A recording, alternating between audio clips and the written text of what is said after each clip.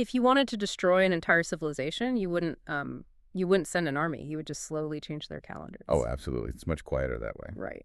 So, welcome to the deep dive. Today we're looking at a fascinating stack of sources, early review copies and historical notes for Christopher Copeland's debut novel. Right. The Returning, a novel of the ancient path. Exactly. And our mission today is really to explore the core conflict of this book, which is this massive tension between institutional religious tradition and deeply held personal faith. Which is such a heavy topic, but the author frames it in a really compelling way. Yeah. And speaking of framing, the book drops on May 1st, May Day. May Day. Okay, let's unpack this because using a May Day distress signal for a release date implies, a literal emergency. Yeah, it's essentially an SOS signal. Mm. The author suggests it's a rescue beacon for an ancient faith that was deliberately obscured. Wait, deliberately. So who orchestrated the emergency? Well, the narrative introduces an adversary behind the scenes, but it's not physical warfare.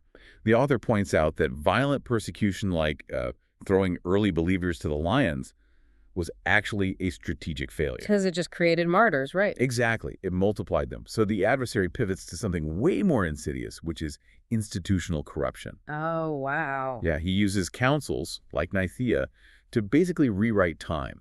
They replace biblical feasts and the Sabbath with Roman holidays to sever the faith from its roots. I mean, that is like quietly changing the locks on a house while the owners are fast asleep. That's a great way to put it.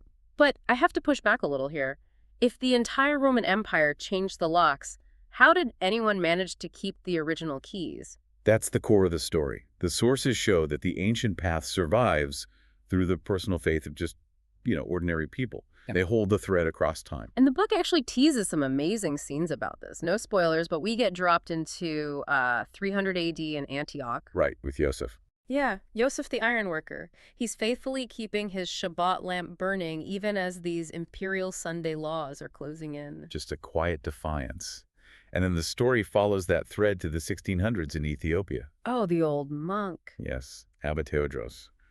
He's facing down armed soldiers at the gate of this cliff-face monastery, and he's armed with nothing but the memorized word. That's wild. But my favorite part is how this connects to the present day with Nathan Cole.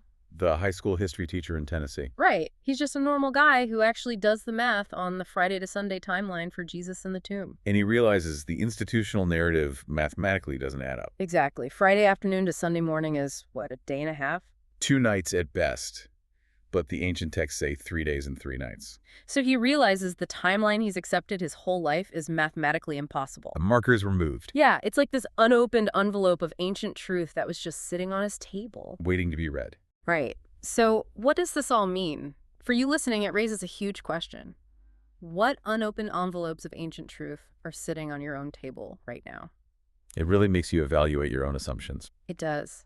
And if you want to explore the history and the math behind this unbroken thread, I highly recommend ordering a copy of The Returning on Amazon. Especially for that May 1st release. Absolutely. Yeah. But we want to leave you with one final thought today. Something to mull over. Yeah.